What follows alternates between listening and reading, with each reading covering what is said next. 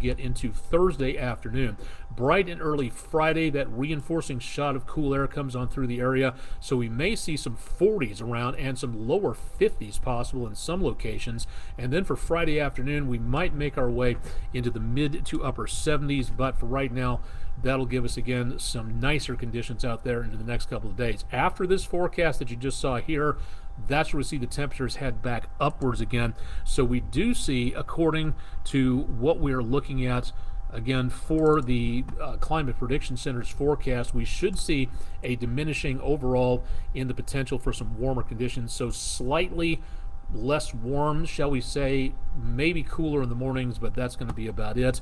And the temperature difference out there, that is where we see the numbers really should start to show up. Check a look at just how this works here. Lower 90s on Wednesday, lower 80s into the end portion of the week, and then we warm back up again for Saturday and Sunday. We stay on the sunny side, less chances of showers and thunderstorms on Thursday. Then on Friday and Saturday, we see that potential of sunshine. So we'll warm back up again.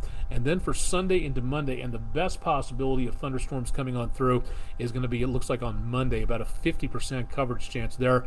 20, maybe 30% chance on Wednesday, Thursday, and Sunday. But the best potential will be coming up this next Monday, and also seeing, again, temperatures back in the lower 80s before we bounce back up again. So down, up, down, up. It's going to continue that way for the course of the next couple of days. So that's mainly what we're looking at for now as we see those warmer conditions continue across much of the area.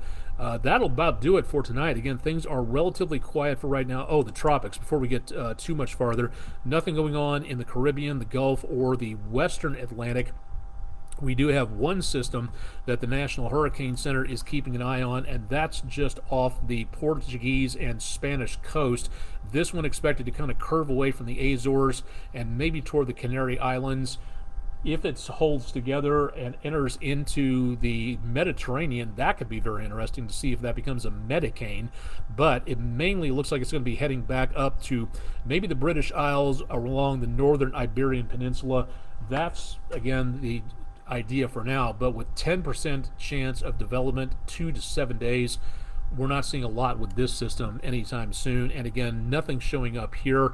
But remember, we just got into hurricane season just less than a week ago. So it's now time to make certain we really pay attention to what's happening in the tropics. And this could be a very interesting season with El Nino in play and some very unseasonably very way up there warm waters of the Atlantic. This is going to be an interesting season.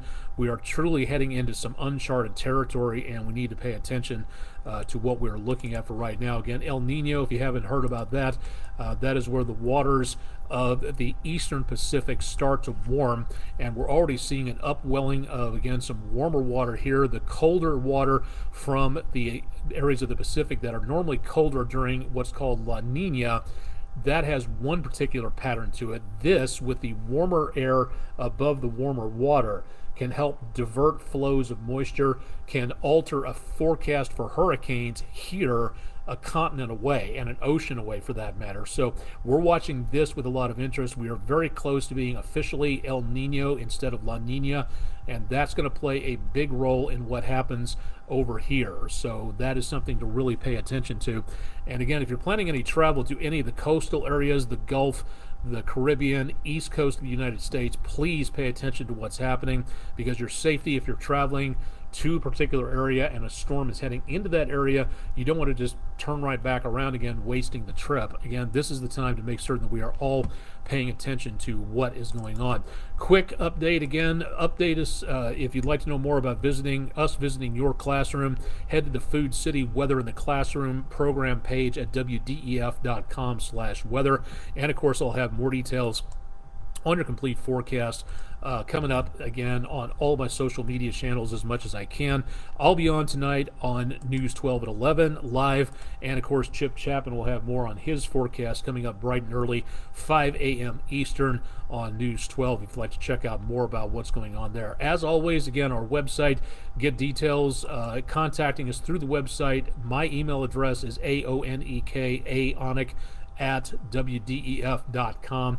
So if you have any questions, concerns, ideas about what you might like to see on here, please let us know, and we'll bring you that information. See if we can fit that in for you on here. Questions or other concerns, let us know. Always glad to hear from you, so just drop us a line and let us know what you're thinking about this. I'm Chief Meteorologist Austin Onig. This has been the live edition of Weather Overtime from the News 12 studios in downtown Chattanooga, Tennessee. Thanks for joining us for the repeat on this, and again, I'll have more coming up on News 12 at 11 and Chip Chapman 5 a.m. Eastern on Wednesday morning. Thanks for joining us. Stay safe and stay tuned for more with WDEF.com/weather.